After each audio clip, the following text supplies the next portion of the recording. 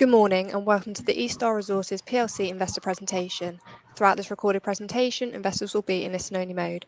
Questions are encouraged and can be submitted at any time via the Q&A tab situated on the right-hand corner of your screen. Simply type in your questions and press send. The company may not be in a position to answer every question it receives during the meeting itself. However, the company can review all questions submitted today and publish responses where it's appropriate to do so. Before we begin, I'd like to submit the following poll, and then I'd like to hand you over to Alex Walker, CEO. Good morning, sir. Good morning. Thank you everyone for joining us today on what I hope is a beautiful morning in London. It's started off as a beautiful morning here in Almaty, Kazakhstan, and it's gone a little bit dreary, but certainly not stopping us from conducting work in the field. What I'd like to do today is just give everyone an update on eStar Resources by way of taking you through the corporate presentation. I realise many of you will be well aware of existing deposits, the history of the company and so on, but my sincere hope is that we've got some new investors here today as well. And so I'd like to take that as an opportunity to rehash what we've been doing and what we've got coming up in the near future, and why I'm super excited about 2025 for eStar Resources. So my name's Alex Walker. I'm the CEO of eStar. eStar is a London-listed copper and gold explorer in Kazakhstan. We've been operating in Kazakhstan for about 5 years. I've been living here in Almaty for nearly 4 years with my family, and we've become a very proficient operator in country. From a high-level perspective, in the last 4 years, we have done a considerable amount of work. We've reviewed over 150 projects in the country. We've developed a JORC-compliant copper resource which contains more than 230,000 tonnes of contained copper. We've built an absolutely fantastic management team that are operating here, as I said, proficiently, conducting surveys and drilling campaigns right across the country. We've got multi-million ounce gold targets, multi-million tonne copper targets from work that we've done as part of the BHP Explore program last year. And we've got a hugely, very impactful 2025 ahead of us, which in essence has been 3 to 4 years in the making. In terms of the shareholder register, I'm just under 15% of the register. We've got a family office out of Australia, which is just over 15%, around 16%. CQS, which is a natural resource focused fund out of London, came in on the last raise at around 5 or 6%. And there's been a lot of long-standing, very supportive shareholders that are around the 3 to 4 or 5% mark. I've participated in every single capital raise to date, and expect if there was more, then I'd do the same. But hopefully we can limit those, and let me explain why.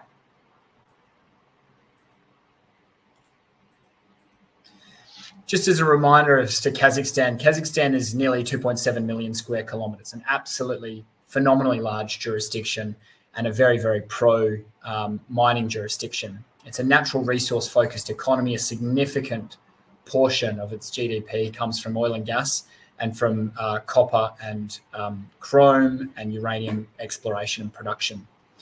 It takes a third of the amount of time to transport goods from Europe to China and China to Europe via Kazakhstan than it does by sea, which makes it literally the beating heart of the One Belt, One Road initiative. And it's also a jurisdiction which is host to a number of different deposit styles of tier one genesis. So we've got Jezkazgan, which is 22 million tonnes of contained copper as a said-hosted copper deposit. We've got porphyry deposits such as Aktagai, which is more than 10 million tonnes of contained copper.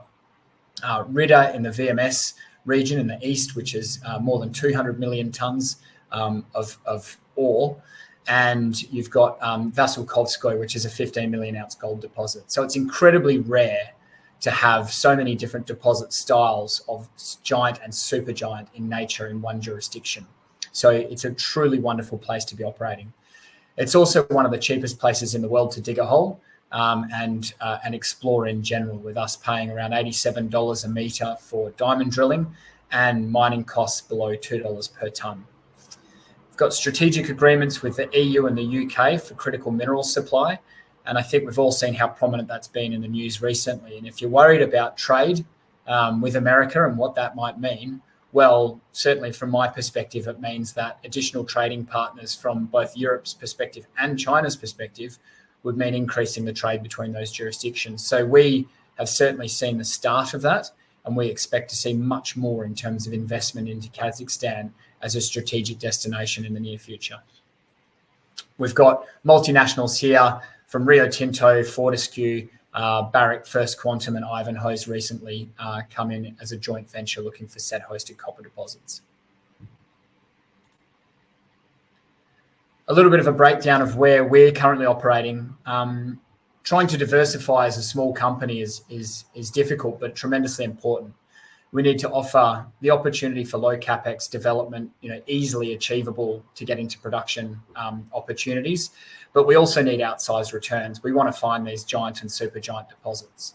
And so starting from east and heading west, our first strategy in the east, in the light green, is volcanogenic massive sulfide in the Rudny Altai VMS belt. Then in the center, we've got in blue our porphyry and epithermal gold strategy, developed as part of being in the BHP Explore program in 2024. And then over to central Kazakhstan, in the west of the screen, we've got the set-hosted copper strategy, which is in very early stages at the moment. A little bit about copper. I don't have a slide here on gold, actually, and I hope I don't need to, with gold touching 3,500 US dollars today. Is probably not that necessary to talk about why that's a fantastic metal to be associated with. Copper is very much a metal for the future, and almost the two work in a natural hedge in an environment where infrastructure spend will increase, and infrastructure spend will increase, then copper is the metal of demand in that scenario. For Kazakhstan in particular, the point on the right-hand side about smelters and your treatment charges and refining charges is incredibly important. It's never been more profitable to be a copper concentrate producer, making up a larger portion of that value chain as it is today. And that's because the smelters are so undersupplied that they are charging the least amount of money to treat the copper before it goes to market. So copper concentrate producers make a much bigger percentage of the margin than they did, say, 3 years ago, and we certainly don't see that trend changing anytime soon. Starting on strategy 1 in the east, as you recall, the Rudny Altai volcanogenic massive sulfide belt is more than 800 kilometres, and we are right in the heart of this belt. The Nikoloskoye mine, which you can see there, is now a tailings facility owned by Kaz Minerals, and that was was found in 1749. And so this region of the world has one of the longest mining histories of anywhere, in fact, longer than Kalgoorlie in Western Australia. We've got just over 500 square kilometres in this belt, and two areas in particular I'll draw your attention to. The Vakuba resource, which is highlighted here on the right, and on the far left corner of our licence package is the Rulika and Teleskoy targets, which I'll be talking through in more detail today. Infrastructure-rich exploration is the name of the game here. Finding deposits that are next to power lines, that are next to roads, that are next to railway lines, that are next to concentrators with spare capacity means you substantially lower your economic threshold for development and substantially lower your capex in order to get into production. And so what we've tried to establish here is massive optionality for eStar. The ability to get into production yourself using your own concentrator, or to start early using other people's concentrators and build your own later, or to do the whole lot as a toll treatment or sell straight to a concentrator with capacity. Having that optionality enables small companies to get into cash flow quickly and very, very cheaply, and that's what we've tried to do here in the East region.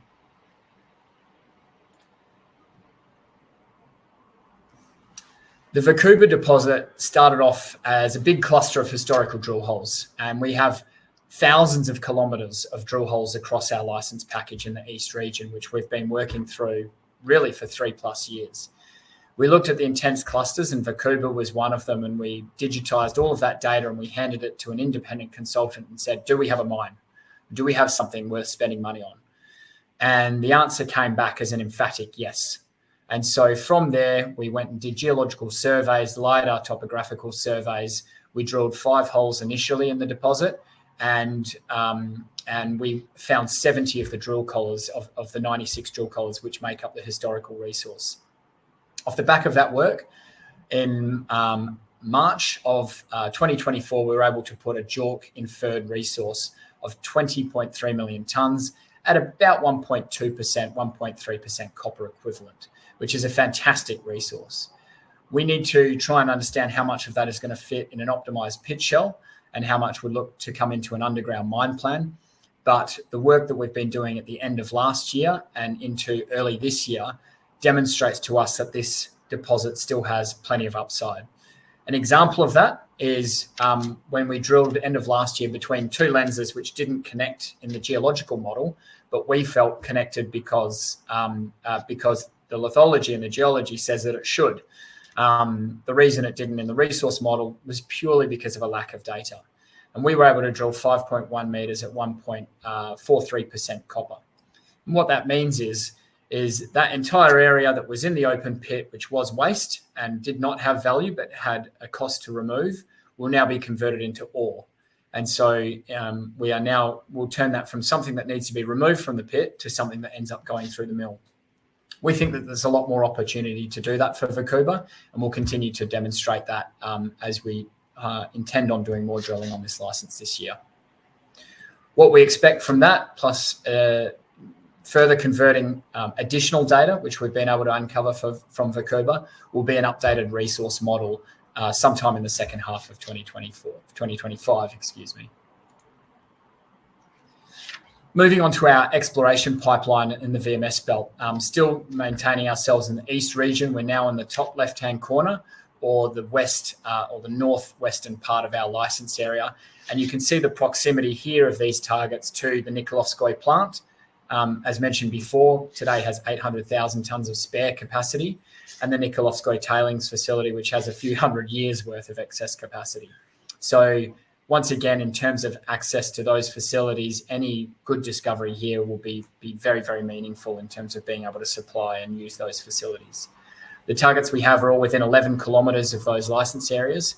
And I can't state enough, these targets are a culmination of more than 3 years worth of work. We have not drilled our exploration targets on this part or many other parts of our licence area while we undertaken heli-borne electromagnetic surveys, multiple geological traverses across targets, and we visited 17 past and current producing mines in the belt to take samples to understand the rock packages and the geology of those so we know exactly what to look for. So when it comes to us saying we're ready to drill these targets, it's 3 years worth of work that it's taken us to get to this level. And that's why we're so excited about the potential here. I'm going to zoom in first on the Televskoy mining area, and then after that I'll move to the Rulika deposit area. Televskoy mine and IP anomaly. The Televskoy mine historically was just under 4 million tonnes and made up of a number of small, what we call adits or almost artisanal workings, 1 to maybe 3 meters wide, up to about 50 meters deep, but very, very high grades. You can see from the sampling results, which eStar did from 2023, results such as 8.4% copper, more than 20% lead, 1.1 grams gold and 100 grams silver, 6.3% copper, 5% lead, 0.8 gold and 100 grams silver, and so on. Now, this was very, very obvious, these parts to sample, because when you see a massive sulfide block with galena and chalcopyrite and sphalerite, you know that there's copper, lead, zinc within that deposit and that the grades are going to be very good. But those were taken from the edges of those mines, still within the pit wall. On top of that, we sampled what would otherwise be deemed as empty gossans. And what that is that's a sulfide presenting at surface and has been essentially, the copper has been thought to have leached out, but it oxidized or leached out. And in that sampling, we still got 1.5% copper and some lead and gold and silver. And so we've been trying to determine over the last couple of years what kind of target Televskoy is and how we should approach it. At the end of last year, we started an IP survey, which is an induced polarization, which looks for chargeability. Now, these surveys often have false positives, but when you have them below a mine where the other rock types in the region should not present with chargeability anomalies, it gives us a cause for a lot of excitement. So we've got quite a high shallow, 2 high shallow anomalies on the northern line, But more importantly, we've got a significant conductor to the southwest. And what we are doing, what we intend on doing, is doing the infill lines on the IP survey to give us a more defined target, most particularly on that southwest target, which will give us our drill location for this season. Similar concept for the Rulika deposit. Now, the Rulika deposit, you can see the green outline as the GKZ, which is the historic Russian outline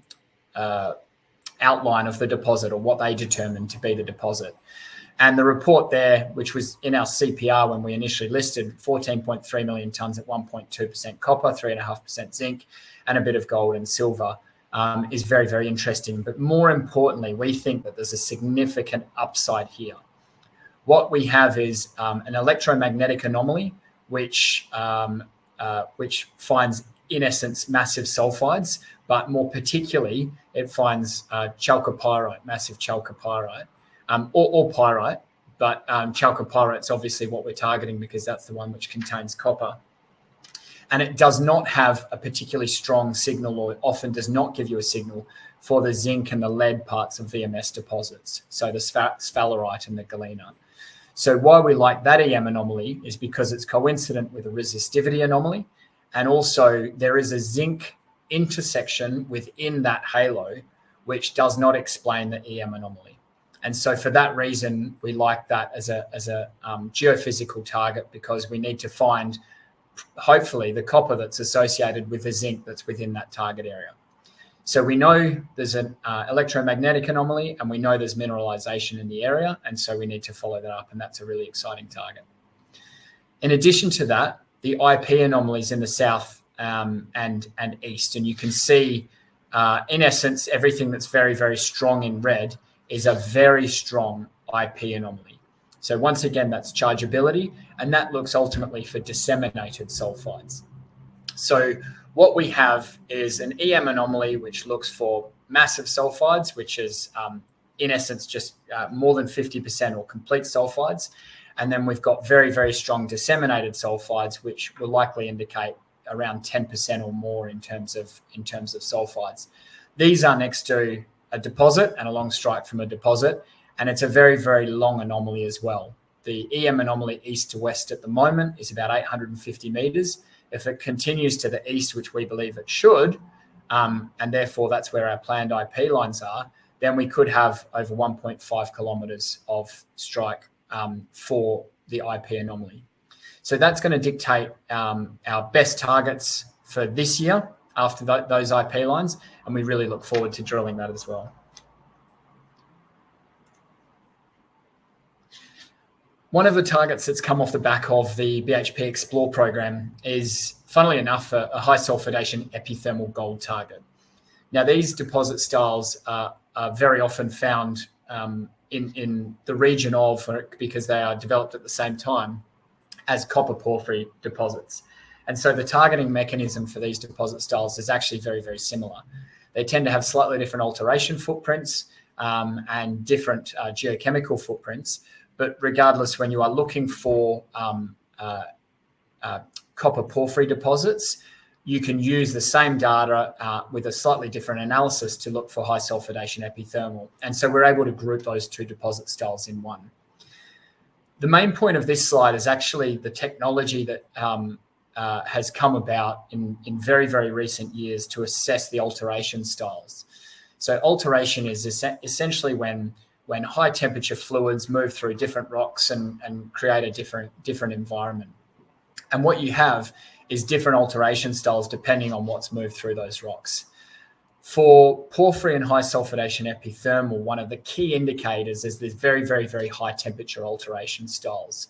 So minerals such as alunite, pyrophyllite, and dicite tend to sit very, very close to the top of the porphyry system. What that means is that you are in closer proximity. And so eStar spent 2024 as part of the BHP Explore program reviewing over 150 different porphyry targets over 200,000 square kilometres in the Karaganda region. We've ranked those targets and we got our top 30 targets. We've now been going through those top 30 targets to refine them even further. and turn them into ones that we are ready to apply for.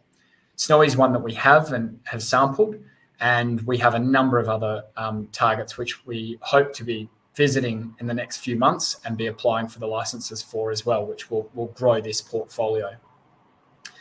So as I've explained, it's got the alteration footprint, very, very similar to the giant, supergiant deposits in the Andes. On the right-hand side, we're only showing you deposits like Purina, which in fact today is comfortably more than 10 million ounces. I believe it might even be up to 15 million ounces. And we have a target which has a very, very similar footprint in terms of scale of alteration as Purina in the Andes. So now the big question is it mineralized? And the answer is, well, I can't tell you yet, but I'm looking very forward to drilling it. We believe it's mineralized for a couple of reasons. The first, which isn't shown here, is the historical soil sampling or historical sampling that was done across the area, which shows gold and silver in soil anomalies. There's then our own sampling. We did 300 meter space soil sampling and got a very, very distinct 4 kilometer long and 1 kilometer wide gold and silver in soil anomaly, up to 0.28 grams per ton gold and 7 grams per ton silver. So in soils, we're very, very happy with those results. That anomaly, which is almost perfectly coincident with the alteration anomaly as well, especially the high temperature anomaly, is actually sandwiched between two mines, two gold and silver mines. To the west, we've got an artisanal gold mine, which we've visited, and to be clear, neither of these are within our license area. They're just outside our license area. But the one to the west, we don't have any data on, but nonetheless, artisanal workings typically indicate high grades. And the one to the east, we do have some data on. We've got an old report, which an old Soviet report, which showed that production between 1968 and 1970 ran at around 50 grams per ton gold equivalent. That's 31 grams per ton gold and over 2,000 grams per ton silver. Both of those deposits sit in topographical lows, essentially river channels, east and west of our license area. And so I guess it's our hope that in some fashion they continue or connect in some way below our license area. So we don't know that there's going to be a gold mine here, but I sure want to be a shareholder when we drill to find out. Just as a reminder, these deposit styles are giant and supergiant in nature very often, especially one with the footprint that we have. Yanacocha is close to 50 million ounces, I think maybe more than that now in Chile. Pueblo Viejo in the Dominican Republic is 20 million ounces. Pascua-Lama, Lagunas Norte and Villadero, all within that belt that contains the porphyry belt between Chile, Argentina and into Peru. So absolutely phenomenal mines and phenomenal grades. And if you're willing and want to spend some time on that, you'll have a look at the deposit styles in a little bit more detail. They tend to have very, very large oxide, lower grade oxide footprints, but also very, very large and very high grade sulfide footprints. And one of the examples of that is the discovery hole, I believe it was for Pascua-Lama, was 101 meters at 9.5 grams per ton gold.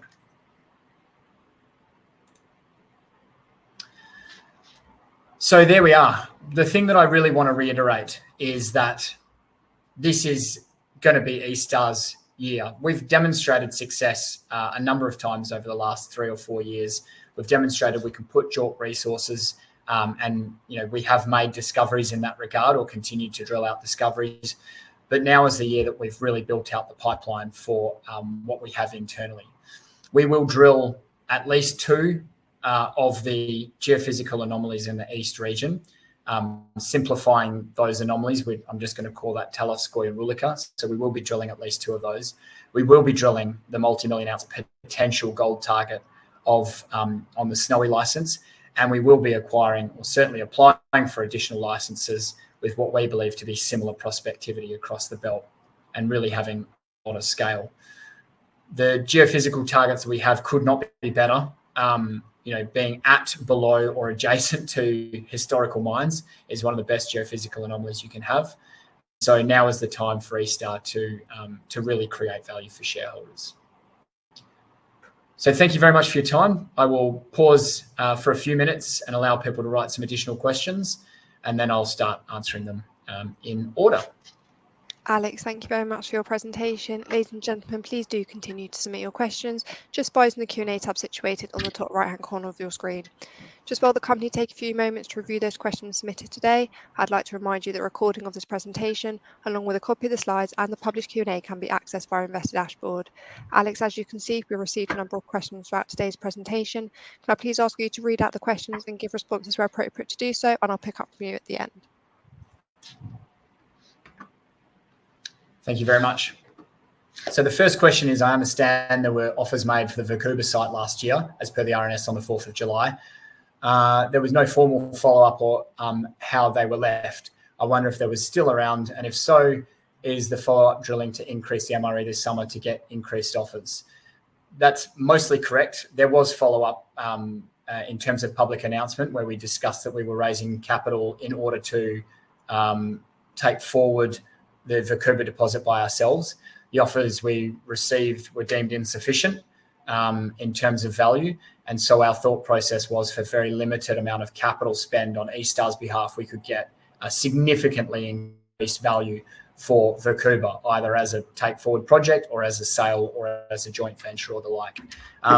It's my contention that we've started to demonstrate that already with the drill holes that we hit last year, and now we'll need to take that forward ourselves this year. So maybe a point to make. Well, actually, I think there's a question on this, so I'll come back to that. But thank you for that question. I hope that answered it. What is the likelihood that the? Oh, excuse me.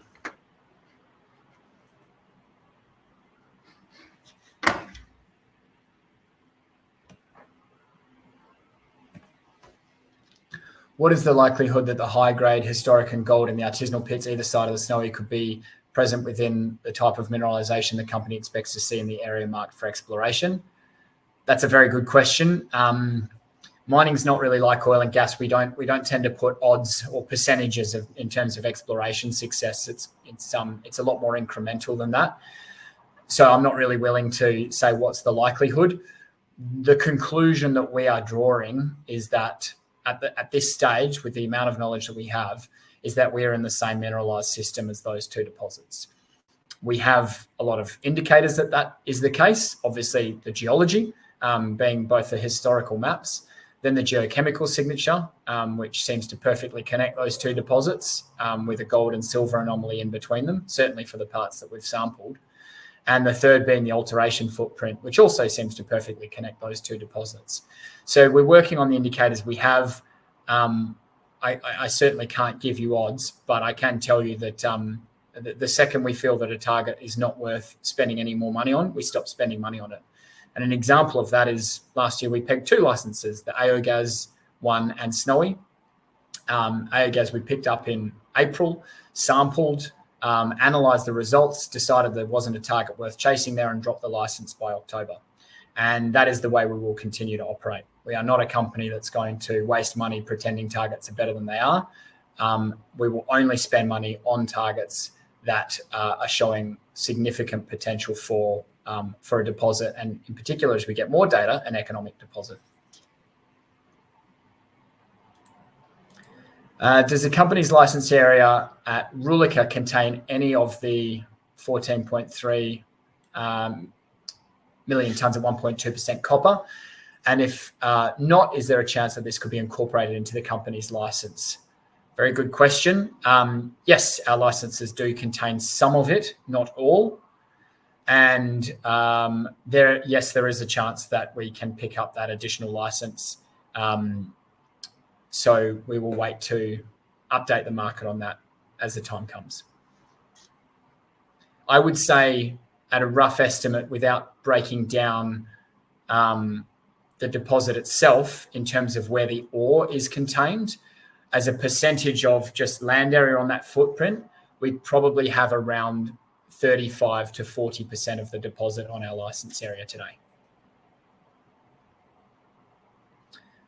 What has been done so far on Rulievskoye and Nikolovskoye East? Can you describe what has been seen there so far, which makes them look like attractive targets? Certainly. Both we've done geological traverses over the top of, more on Rulievskoy, the one just to the south of the Rulika deposit. It doesn't look like, it certainly doesn't have the same footprint at surface that that Rulika has. However, often these deposits can steeply plunge, so it doesn't stop it from being a very attractive target. We have some historical drill holes which show mineralization in the area. We have samples which we've taken at surface which show that there is copper in the system. In fact, those samples are still in the labs because we've sent them back because of over limits, and we've sent them back to see if there's any gold in them as well. And so we've got historical work, our own geological traverses, and the geological reports on those deposits, which make them interesting targets. For Nikolovskoye East, that's a much simpler one. There's a trench. There's a historical trench with copper oxide in it. Now, that's a little bit more early stage in terms of the work we've done on that mapping. We do not currently have IP planned over Nikolovskoye East, but I hope we will advance that target this year as well. We will, or certainly our intention, is to conduct IP over the Rulievskoye target in this program as well. Without divulging sensitive information about specific targets, could you give an overview of the sediment-hosted targets? Not specifically. The sediment-hosted targets that we have is ultimately very, very high level. These deposits are fantastic, and I urge you to go back and look at the IMC presentation that Chris Van Wyk, our technical director, did on sed-hosted copper, where he looked at the deposit styles, the average grades being typically significantly more than the average grades of porphyry projects, over 1% copper. That said, they can be notoriously difficult to find, and very often there's no direct targeting methodology. Sometimes the grades are high enough to use things like electromagnetics, but otherwise, other geophysics techniques such as gravity and so on are typically used for these targets. You need large license packages, and then you need to methodically go through the data and try and break down the basin to understand and refine your targeting. That is a relatively expensive job, and as it stands today, ESTAR, certainly our philosophy is that we will not take that on independently. So what we hope to do and what we're trying to do is partner on that targeting strategy at a fairly early stage. We're not there yet, otherwise there'd be an announcement. So we'll let you know as soon as we're able to progress that strategy with a partner. What is your goal? Is it to sell up in, say, 3 to 5 years at a significant premium, or JV a few deposits and proving up your different licenses? Look, this is actually a really good question, because strategy is something that I think about every day. And when I first came into this business, one of the strategies which really, really impressed me was that of Independence Group, which is an Australian company, now a very diversified production company in both lithium, nickel, and copper. And initially they had a large number of licenses around Australia, and they joint ventured some out early. One of those they joint ventured out was to Anglo Gold, and they discovered Tropicana. And Tropicana is now a huge, I'm not sure of its size or its production, but it is one of Australia's largest gold producing assets, and a huge, huge percentage of their earnings as a company. And in essence, that was the cornerstone that allowed them to become whatever they are today. It's been a bit volatile, so I'm going to say somewhere between $5 and $10 billion company. So what I intend to do, what the company intends to do, is to approach everything on a diversified but case-by-case basis. If the cost of capital is high for the company and we can deal at an asset value on a better multiple than what we have today, then we will do that. If we have a target where we've been able to collect a significant amount of historical data which changes the risk-reward ratio in favour of ESTAR, then that's something as an exploration play, then that's something which we'll be very happy to progress ourselves to try and increase that value.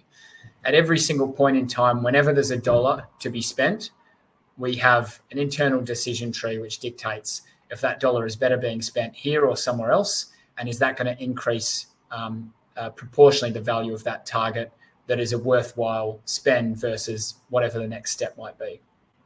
Each of our assets is different in that regard.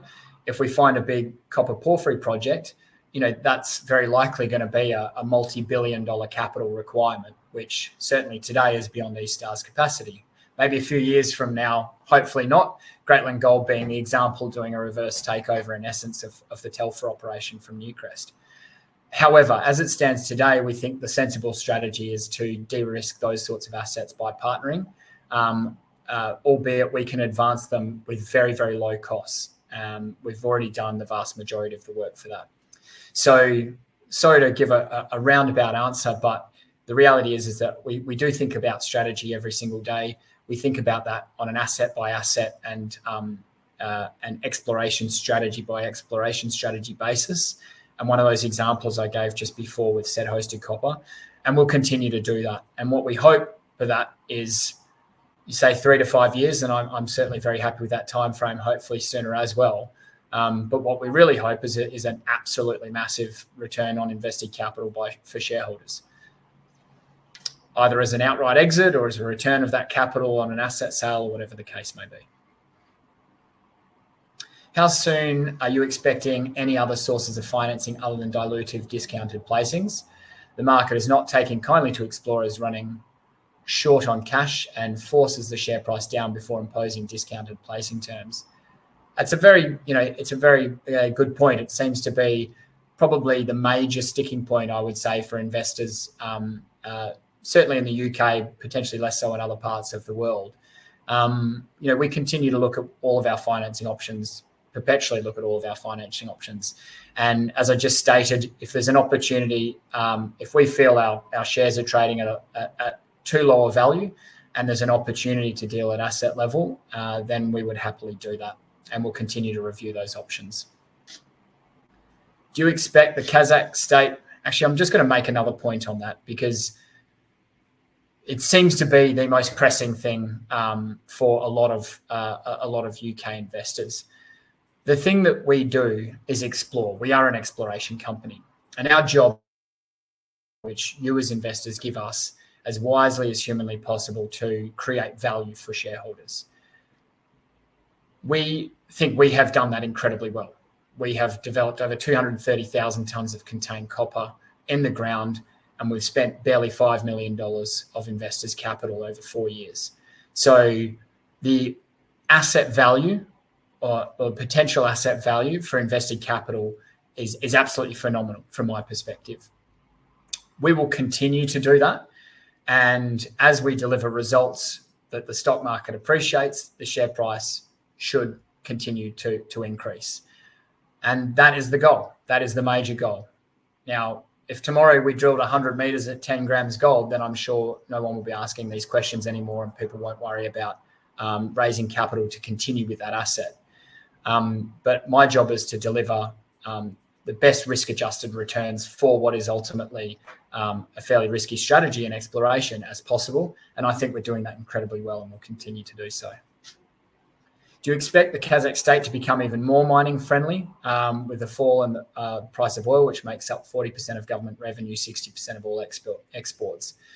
Certainly from our perspective, we've been very impressed with the government to date. No government's perfect. There's been a lot of, sorry, I'm trying to read this other question here, but it's just scanning up. There's been a lot of things that have been proposed which stopped that runs a little bit of risk to the economics, but for our money, this is one of, if not the best investment jurisdictions globally for mining today. Even the ones that rate top tier, Australia, Western Australia and British Columbia and Canada and so on, appear to be getting more difficult from regulatory perspective. Now, if we started our mining license application today for Vancouver, then it's my contention that we could have that approved within potentially 12 months, certainly less than 18 months, versus 5 to 6 years for most other jurisdictions, or more, very often more. So this is one of the cheapest places in the world to dig a hole, one of the fastest in terms of regulatory approvals. The system isn't perfect, but they continue to improve, and we're very, very happy supporting them to do that. And as a co-founder of the Kazakhstan Chamber of Mines, we're heavily committed to doing that. Simple question, budget you are planning for 2025? Well, we've just released our financial results. So the budget is not more than the cash we had on hand. So 630,000 pounds, I believe, was our end of financial year result. What I'll say is that we have enough money to do all of the work that I've stated today. Run the IP lines across Telotskoy, Rulika, Rulievskoy, and Snowy, and drill all of those targets, as well as drill some additional drilling at Vakuba. So we have enough money to implement all of that work. What I hope is that we'll be able to deliver results, potentially some other corporate partnerships, but otherwise we'll be able to deliver results which achieve the value. If we have success, then we'll want to upsize those exploration campaigns. And if that's the case, then we'll need some more capital at some stage. But don't expect that to come before we've started to deliver results to the market. Can I provide specific timelines and expected outcomes for the current drilling program at Vakuba and Snowy, including any potential resource upgrades or new discoveries? I don't want to be too specific on this front. We have a plan, and so far the plan is coming to fruition. I will be updating the market in the very near future on work that's happening in the field. And so please wait patiently, or hope not too patiently. You won't need to for those announcements on that work plan. And those work plans will include indicative timetables. But expect, we do expect to be drilling this half. We're just about to come into May, so we do expect to be drilling in the first half of the year. And so that's my hope, is that it's just the priority of the targets, and in which order is yet to be determined.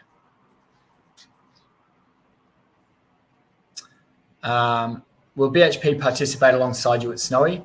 No, BHP are not interested in gold targets. They're interested in copper. I'll also say, BHP have expressed a strong interest in working with us in Kazakhstan, but it is, and you've seen that publicly. I think Marley did a presentation at a conference at the end of last year and said as such publicly. So I'm not making it up. However, they have not approved an investment into Kazakhstan yet, and so we'll continue having conversations with them and hope that we'll be partnering with them at some stage in the future. They've certainly expressed their interest in Kazakhstan and in copper. Hi, Alex. Great presentation. Thank you very much. Given the movement we see with Aris over on the TSX, as well as interest in Kazakhstan, would you consider listing on a separate exchange such as TSX or ASX to increase exposure? The answer is yes, I would absolutely consider that. The hurdle for that is always one that needs to be addressed. Do you do a front door listing? It takes around 6 months, a considerable amount of my time, of management time, and costs around $500,000 Aussie dollars for the ASX, certainly. So the timing of that, the structure of that needs to be addressed. I understand the markets, the Australian market and the UK market very, very well. There is considerable interest out of Canada and Australia for what we are doing. And so we'll continue to have that as a potential strategy for us to increase exposure this year. I will say, if we end up listing on the TSX, I'm going to need a good marketing person, because I'm not a big fan of the hours between Kazakhstan and Canada. But nonetheless, if the investors come, then that's something we'll be able to address. From Neil, assuming you find exploitable deposits, how do you intend to get value from them? Is the company large enough to start production for itself? So I guess that ultimately, Neil, depends on what we find and where. I would argue strongly that in the East region, yes, we could put that into production ourselves, and that's the whole point of having infrastructure-led exploration. Is it something that's as small as a few $1 million to start a mine, because all we're doing is digging up the ore, crushing it, putting it in a truck and giving it to Kaz Minerals, for example, either as an ore sale or as toll treatment? Or is it something more significant than that? What we need to do is continue to do our geological work and de-risk the resources, continue to do some metallurgical work and de-risk the metallurgy, and some high-level work on mining engineering, things like optimized pit shells and so on. And then from there, we'll be able to start to do our economic trade-off studies. In the case of finding a big porphyry, I think I've addressed that already, so hopefully we don't need to worry about that. But yeah, I'd expect to be partnering on something that might involve a few $1 billion to put it into production, not least of which the expertise from big groups to be able to do that a lot quicker as well. So that's the end of the questions. Very happy to answer more if you want to reach out through Vigo Consulting or direct to myself. I'm sure my details are relatively publicly available. I've said it before, this is going to be an incredible year for eStar. We have 3 geophysical targets below mines, next to deposits and between deposits, all of which have exceptional grades and exceptional size potential. So I am very, very happy being a long-standing shareholder of eStar, and will continue to be so as we de-risk these assets and test these wonderful targets. Thank you very much for your time, and I look forward to talking again soon. Alex, thank you for updating investors today. Can I please ask investors not to close this session, as you'll now be automatically redirected to provide your feedback in order that the management team can better understand your views and expectations. This will only take a few moments to complete, and I'm sure will be greatly valued by the company. On behalf of the management team of eStar Resources PLC, we'd like to thank you for attending today's presentation, and good morning to you all.